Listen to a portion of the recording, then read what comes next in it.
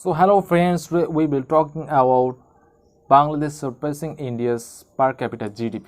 So এখানে একটা channel আছে, সেই চ্যানেলটার নাম হচ্ছে স্টাডি আইকো এডুকেশন, আর এটাকে বলা হয় one of the most trusted YouTube informative channel. And এই চ্যানেলে বেশিরভাগ ভিডিওই হয় মোটামুটি ইউপিএসসি এক্সামের জন্য যারা প্রস্তুতি নিচ্ছে তারা এইসব ভিডিওগুলো দেখে। সো এবং এটুকুনি বিশ্বাস করা যায় যে এই ভিডিওর বেশিরভাগ কন্টেন্টই বিশ্বাসযোগ্য, কারণ এরা কোনো রাজনৈতিক দলের প্রতি আনুগত্য প্রকাশ করে না, যেটা ফ্যাক্ট সেটাকে বর্ণনা করে, যার ভুল যদি ভুল থাকে সেই ভুলটাকে বলে, কেউ যদি সঠিক থাকে সেই সঠিকটাকেই বলে। তাই এই ভিডিওটাকে আমি বেছে নিয়েছি বাংলাদেশ আর ইন্ডিয়ার জিডিপি কম্প্যারিজনে। তো এটা এখন ট্রেন্ডিং টপিক ইন্ডিয়া বাংলাদেশের মধ্যে, ইভেন বাংলাদেশেও এটা ট্রেন্ডিং আছে যে বাংলাদেশ ইন্ডিয়াকে পার ক্যাপিটা জিডিপি মানে মাথা পিছু ইনকামের দিক থেকে ইন্ডিয়ার থেকে টপকে গেছে। So this is a very big achievement for Bangladesh, so congratulations Bangladesh for this. And so start this video too. 3 2 1 चलो देखने आ जाए। नमस्कार दोस्तों, तो कल से एक काफी बड़ी न्यूज सामने आ रही है कि बांग्लादेश की जीडीपी पर कैपिटा भारत की जीडीपी पर कैपिटा को ओवरटेक कर लेगी इस वित्तीय वर्ष में, दैट इज फाइनेंशियल ईयर 2020-21 में ये ऐसा होने वाला है। लेकिन जो लोग इकोनॉमिक्स के जानकार हैं उनको ये बात अच्छे से पता थी कि आज नहीं तो अगले 3-4 सालों में ये होने वाला था, क्योंकि अगर पिछले 4-5 सालों का अगर आप रिकॉर्ड देखोगे तो यहाँ पर बांग्लादेश और भारत की जीडीपी ग्रोथ में एक काफी बड़ा अंतर बनते जा रहा था, और इसको देखते हुए ऐसा लग रहा था कि 2023-24 तक ये ऑलमोस्ट हो ही जाएगा। लेकिन यहाँ पर कोविड-19 के चलते और पहले हो गया है। लेकिन मैं आपको इस वीडियो में बताऊंगा कि ये 2025 का एंगल क्या है, क्योंकि एक्चुअल में अगर आप देखोगे यहाँ पर जो ओवरटेक है वो आपका 2025 में होने वाला है। तो ये जीडीपी पर कैपिटा क्या है, बांग्लादेश ने किस तरह से यहाँ पर प्रोग्रेस किया, इन सभी चीजों के बारे में मैं आपको बताऊंगा इस वीडियो में। चलिए आगे बढ़ते हैं। मैं हूं अंकित अग्रवाल, और अपडेट के लिए आप मुझे फॉलो कर सकते हैं इंस्टाग्राम, फेसबुक और ट्विटर पर। मेरे लेक्चर की हर पीडीएफ आपको फेसबुक पर तो मिलेगी ही, प्लस साथ में आप मेरा टेलीग्राम चैनल ज्वाइन कर सकते हैं by searching Ankit Agarwal official. और এই চ্যানেলটা বিভিন্ন ধরনের মানে ইন্টারন্যাশনাল ইস্যুকে কভার করে এবং কোনো কারো প্রতি কোনো আনুগত্য ছাড়াই। তো এই চ্যানেলটা ভীষণ বিশ্বস্ত। वर्ल्ड इकोनॉमिक आउटलुक रिपोर्ट आई है, उसके अंदर बताया गया है कि जो भारत की जीडीपी का कॉन्ट्रैक्शन है वो करीब 10.5% से होने वाला है इस साल 2020-21 में। लेकिन अगले साल ये बाउंस बैक करेगा 8.8% से। लेकिन इसका मतलब ये नहीं है कि हम वी शेप की रिकवरी ले रहे हैं। जितना ज्यादा यहाँ पर गिरावट होती है उसका जो बेस ईयर का इफेक्ट है वो सारी चीजें मैंने कल अपने इस वीडियो में बताया था। लेकिन आज वापस से यहाँ पर क्या हुआ है कि आईएमएफ के इसी पर्टिकुलर वर्ल्ड इकोनॉमिक आउटलुक के अंदर ये बताया गया कि जो भारत की जीडीपी पर कैपिटा है, पर कैपिटा जीडीपी, ये भी करीब 10.3% से गिरने वाली है। देखिए इसका डायरेक्ट रिलेशन होता है, जितना ज्यादा आपकी जीडीपी गिरेगी वैसे ही हिसाब से जीडीपी पर कैपिटा भी गिरता है। जीडीपी पर कैपिटा क्या होता है कि जितनी जीडीपी होती है बेसिकली अगर हम उसको पॉपुलेशन से डिवाइड कर देते हैं तो हमारा निकल के आ जाता है जीडीपी पर कैपिटा। सपोज मैं कहता हूं कि 2020 में हमने 200 रुपीस के गुड्स एंड सर्विसेज का प्रोडक्शन किया, मतलब कि इतने वैल्यू के गुड्स एंड सर्विसेज का प्रोडक्शन किया, और हमारा जो पॉपुलेशन है वो 10 है। तो यहाँ पर हमें इसको डिवाइड कर देना है, तो ये जो 20 है दोस्तों, ₹20 ये हो जाएगा जीडीपी पर कैपिटा। तो इसी को कहते हैं। तो यहाँ पर 2020-21 में हमारा जो जीडीपी पर कैपिटा है ये होने वाला है $1,877, और दूसरी तरफ जो बांग्लादेश की जीडीपी है ये पॉजिटिव में रहने वाली है, इसका जो ग्रोथ रेट है वो पॉजिटिव में रहने वाला है, और ये हो जाएगा 1888। मतलब आप देख सकते हो क्लियरली यहाँ पर जो बांग्लादेश की जीडीपी पर कैपिटा है वो ओवरटेक कर रही है भारत के जीडीपी पर कैपिटा को। एक और चीज ध्यान रखना, यहाँ पर हम नॉमिनल जीडीपी की बात कर रहे हैं, पीपीपी वाले की बात हम लास्ट में करेंगे, वो भी मैं आपको बताऊंगा। तो यहाँ पर बेसिकली अगर आप देखोगे ओवरऑल जो साउथ एशियन इकोनॉमीज हैं वहां पर भूटान, मालदीव्स, श्रीलंका, ये सभी हमसे आगे निकल रहे हैं इन द ईयर 2020-21, और ये सिर्फ बांग्लादेश की ही बात नहीं है। तो यहाँ पर आप कह सकते हो कि साउथ एशिया में अगर हम देखें तो भारत जो है वो थर्ड पुरेस्ट कंट्री है इन साउथ एशिया, और जस्ट हम पाकिस्तान और नेपाल से अबव हैं। ठीक है, तो यहाँ पर एक और चीज मैं आपको बता दूं कि जो श्रीलंका की जीडीपी है वो आपका कॉन्ट्रैक्ट होने वाला है। जहां तक नेपाल और भूटान की जीडीपी की बात है ये आपके पॉजिटिव में रहने वाले हैं। पाकिस्तान का डेटा यहाँ पर रिलीज नहीं किया गया था आईएमएफ के द्वारा, आई डोंट नो कुछ प्रॉब्लम होगी या फिर जैसे भी, लेकिन पाकिस्तान का जीडीपी का आंकड़ा नहीं आया था। इसके अलावा इन सभी में अगर आप देखोगे, इनफैक्ट पूरे विश्व में अगर आप देखोगे तो भारत की जो जीडीपी है वो सबसे ज्यादा हार्डेस्ट हिट हुई है कोरोना वायरस पैंडेमिक और उसके बाद जो सब्सिक्वेंट लॉकडाउन लगा था इसकी वजह से। अब हम आते हैं कि इतना बड़ा कंसर्न क्यों है, ये आखिरकार हम इसको कंसर्न के रूप में क्यों देख रहे हैं, क्योंकि अगर आप कुछ साल पहले देखोगे तो भारत जो है one of the top performers था in terms of per capita GDP के टर्म्स में। इनफैक्ट मैं आपको बताऊं तो 5 इयर्स की बात है, 5 साल पहले का अगर आप आंकड़ा देखोगे तो जो जितना बांग्लादेश का पर कैपिटा जीडीपी था, हमारा पर कैपिटा जीडीपी इससे 40% ज्यादा था। जस्ट 5 साल। माय गॉड, মানে 5 বছর আগে ইন্ডিয়ার জিডিপি বাংলাদেশের থেকে 40% আগিয়ে ছিল, আর এখন কোথায়?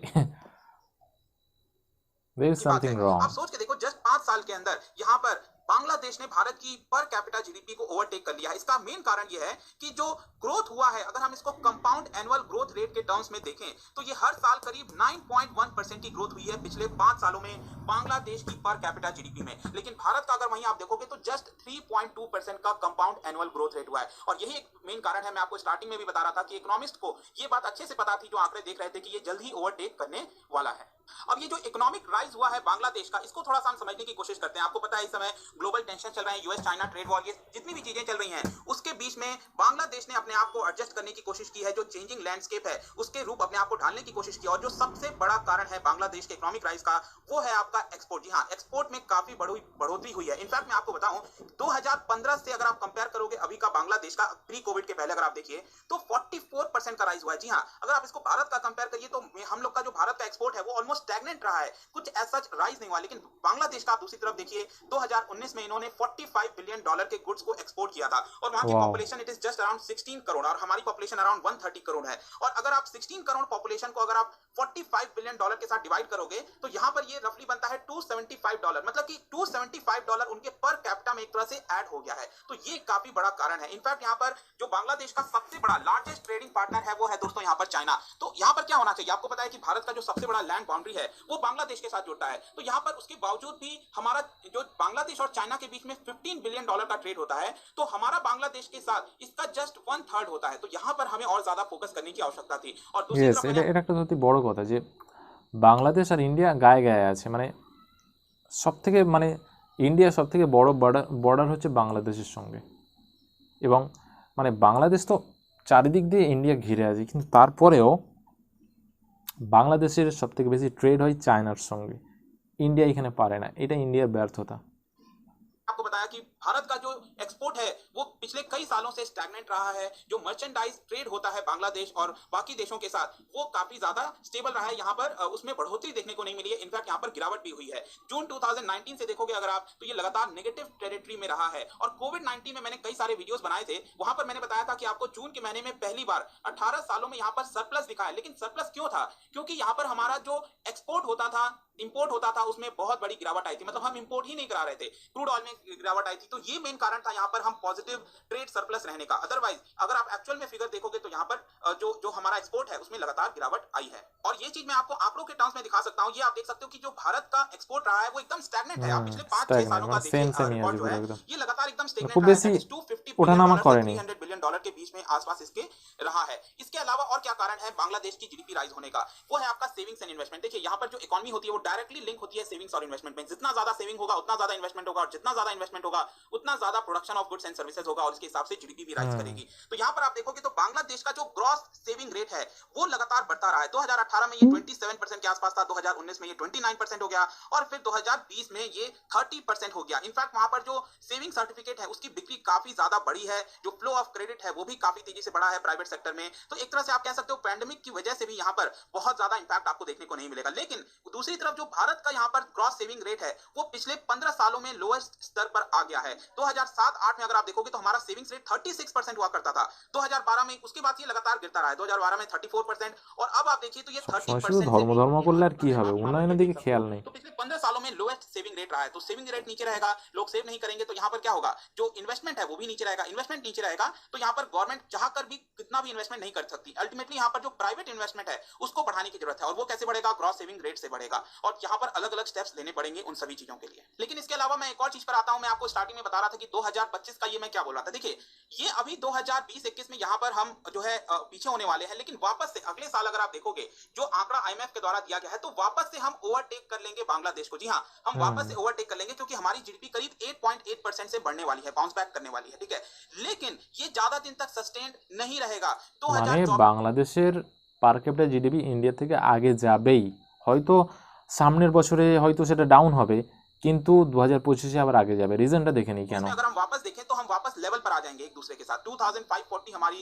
पर कैपिटा जीडीपी होने वाली है। लेकिन जैसे ही 2025 आएगा, अभी का जो आंकड़ा बताया जा रहा है आईएमएफ के द्वारा, उसमें बताया गया है कि जो भारत का पर कैपिटा जीडीपी है ये 2730 होगा और बांग्लादेश का पर कैपिटा जीडीपी 2760 होगा। तो एक्चुअल में अगर आप देखो तो यहाँ पर 2025 में जो बांग्लादेश है वो पूरी तरह से ओवरटेक करेगा। अभी का तो क्या है, यहाँ पर जस्ट एक साल का गैप आ रहा है क्योंकि ये जो कोविड-19 पैंडेमिक है इसकी वजह से काफी तेजी से हमारी गिरावट हुई है, 10% के आसपास गिरावट होने वाली है। लेकिन दूसरी तरफ जो बांग्लादेश है उसकी यहाँ पर जीडीपी में रफ्तार होने वाली है। लेकिन इसके अलावा यहाँ पर एक और चीज आ रहा था कि जीडीपी पीपीपी में दोस्तों, यहाँ पर मैं वापस से रिपीट नहीं करूंगा, परचेजिंग पावर पैरिटी मेरा एक अलग से वीडियो है, यहाँ पर आप सर्च कर सकते हो जीडीपी पीपीपी स्टडी आईक्यू, आपको मेरे वीडियो मिल जाएंगे। उसमें डिटेल से मैंने समझाया है कि यहाँ पर परचेजिंग पावर पैरिटी के थ्रू हम किस तरह से कैलकुलेट करते हैं, ठीक है। तो आप जरूर देखिएगा। यहाँ पर आप देख सकते हो कि जो पीपीपी के टर्म्स में अगर हम देखें तो अभी भी हम यहाँ पर आगे हैं, कोई बहुत ज्यादा नहीं है, बहुत ज्यादा गैप नहीं है। आप देख सकते हो भारत का जो जीडीपी पर कैपिटा है इन पीपीपी टर्म्स ये 6000 के आसपास है, वहीं बांग्लादेश का 5000 के आसपास है, ठीक है। तो इसमें कोई ऐसा नहीं है कि बहुत ज्यादा गैप है, इसको भी गैप जो है आपका क्लोज होते जा रहा है लगातार। और यहाँ पर सिर्फ इकोनॉमी की बात नहीं है, अगर आप सोशल इंडिकेटर्स देखोगे, सोशल डेवलपमेंट जैसे कि इन्फेंट मोर्टालिटी हो गया, इम्यूनाइजेशन हो गया, हर तरफ, क्योंकि यहाँ पर सोशल इंडिकेटर कैसे बढ़ेगा, सोशल डेवलपमेंट कैसे होगा, जब जीडीपी बढ़ेगी। जीडीपी का डायरेक्ट रिलेशन होता है हर एक सेक्टर के साथ किसी भी देश के अंदर। मानव उन्नयन बांग्लादेश इंडिया থেকে অনেক আগে है। हर जगह यहाँ पर आपको बांग्लादेश का जो रैंकिंग है वो बेटर होते हुए देखने को मिलेगा। वर्ल्ड हैप्पीनेस इंडेक्स भी आप देखोगे 2019 में ये बेटर है। यहाँ पर जो एचडीआई होता है, ह्यूमन डेवलपमेंट इंडेक्स, जिसकी काफी चर्चा की जाती है, तो बांग्लादेश हमसे जस्ट 2 पोजीशन पीछे है और ये भी आपका क्रॉस हो जाएगा क्योंकि इसके अंदर आपका जो जीडीपी का आंकड़ा है पर कैपिटा वो भी जोड़ा जाता है। तो अगर आप इसको मिला दोगे तो ये भी ओवरटेक कर लेगा। तो अल्टीमेटली आई होप कि ये जो वीडियो था रिगार्डिंग ये जो ओवरटेक किया है इसके बारे में हर एक पर्सपेक्टिव से मैंने आपको बताने की कोशिश की है। जाने से पहले यहाँ पर मैं आपके लिए क्वेश्चन लेकर आया हूँ रिगार्डिंग जीडीपी। दोनों स्टेटमेंट को ध्यान से पढ़ना, एक एक वर्ड, और इसको सॉल्व करने की कोशिश करना। इसका राइट आंसर आप मुझे कमेंट सेक्शन में दीजिए और इसका जो राइट आंसर आपके स्टोरी। তো ভিডিওটা এইখানেই শেষ হয়ে গেল। তো এটাই ছিল ভিডিওটার মূল বিষয়। নিশ্চয়ই তোমরা বুঝতে পেরেছো যে, এবং এই চ্যানেলটা সবসময় কারেক্ট ইনফরমেশন দেয়। সো এই চ্যানেলটা খুবই বিশ্বস্ত চ্যানেল। অনেক চ্যানেলে বলছে যে হয়তো যে বাংলাদেশের এই যে পার ক্যাপিটা জিডিপি গ্রোথ মানে মাথাপিছু ইনকাম, যে এই যে ইনকামটা ইন্ডিয়ার থেকে বেশি, এইটা শুধুমাত্র করোনার জন্য। অ্যাকচুয়ালি তা নয়, করোনার জন্য নয়, কারণ বাংলাদেশ আগে থেকেই অনেক উন্নতি করছে।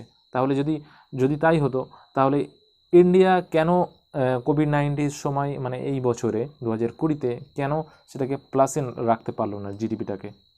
ইন্ডিয়া জিডিপি -24-এ যাচ্ছে আর বাংলাদেশ জিডিপি +4%। মানে বুঝতে পারছো ডিফারেন্সটা কোথায়? মানে কনসেন্ট্রেশনের একটা ব্যাপার আছে না, যে তুমি যদি শুধু ধর্ম রাজনীতির দিকে কনসেন্ট্রেট করো তাহলে উন্নয়নের দিকে কে ধ্যান দেবে?